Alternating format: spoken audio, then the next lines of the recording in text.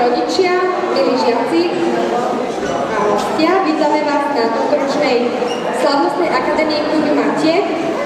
Na akadémiu vás bude sprevádzať Sandra a Veronika. A najprv by sme tu chceli privítať pani riaditeľku Hanku Závodnú, aby povedala pár slov na začiatok. Ďakujem. Tak dovolte mi na úvod, aby som srdečne privítala všetkých prítomných, tak ako našich žiakov, ktorí nám pripravili tento program, našich pedagogických zamestnancov a samozrejme najdôležitejších ľudí dnes, ako sú naši hostia, rodičia a bývalí zamestnanci našej základnej školy, na ktorých samozrejme nezabúdame, a tak som veľmi rada, že si našli čas a prišli sa na naše deti pozrieť. Naše deti veľmi tvrdo pracovali, aby pre vás pripravili tento program.